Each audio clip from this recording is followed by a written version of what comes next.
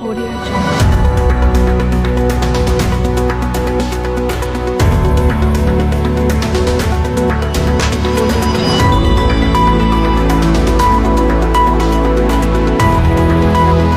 माझं नाव अमरजीत धर्मामुले, मानवी हक्क अभियानाचा इथला जिल्हा प्रमुख आहे. तर आज आम्ही हा जो कार्यक्रम आयोजित केलेला आहे तर तो एक सामाजिक न्याय परिषद आहे.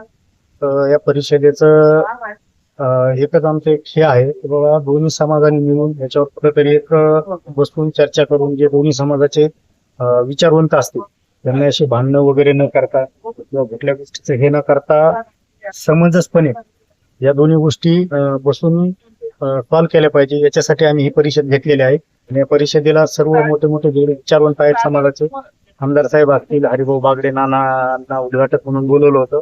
आणि या कार्यक्रमाचं आयोजन आमचे जे राष्ट्रीय अध्यक्ष आहेत डॉक्टर विनीत नाना आव्हाड, जे आमचे राष्ट्रीय अध्यक्ष आहेत मानवी हक्क अभियानाचे, यांनी जे आयोजन केलेलं होतं. आणि आज सर्व समाज एकत्र झाला हे पाहून आम्हालाही खूप भारी वाटलं.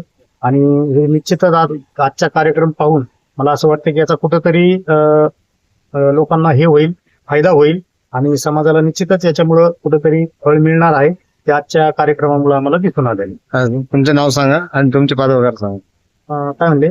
तुमचे पद? माझं नाव अमरजीत मुजमुले आहे. मी इथला संभाजीनगरचा मानवी हक्क अभियानाचा जिल्हा प्रमुख आहे. नमस्कार, माझं नाव रवींद्र पाटोळे, तालुका घनसावंगी, जिल्हा जालना.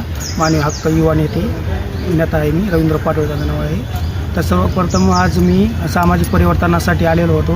तर प्रचंड गर्दी आणि वर्गीकरणाच्या संदर्भामध्ये आज आदरणीय राजस्थानचे राज्यपाल हरिभाऊ बागडे साहेब यांनी आम्हाला आमच्याविषयी प्रमुख उपस्थिती होती व त्यांनी आम्हाला सांगितलेलं आहे की मी वर्गीकरणाच्या संदर्भात मुख्यमंत्र्याकडे चर्चा करून त्याच्यावर दोन्ही समाज एकत्र येऊन समोरासमोर याच्यावरती काय तोडगा काढता येईल, उपवर्गीकरण करायचं की नाही करायचं याच्यावरती आपण ठरवू. आणि तुम्ही एकजुटीने राहावे, हा शिका, संघटित व्हा आणि संघर्ष करा. हे बाबासाहेबांचे विचार आत्मसात करून आपल्याला पुढे चालायचं आहे. कुठल्याही गोष्टीत आपल्याला वादविवाद नाही करायचा.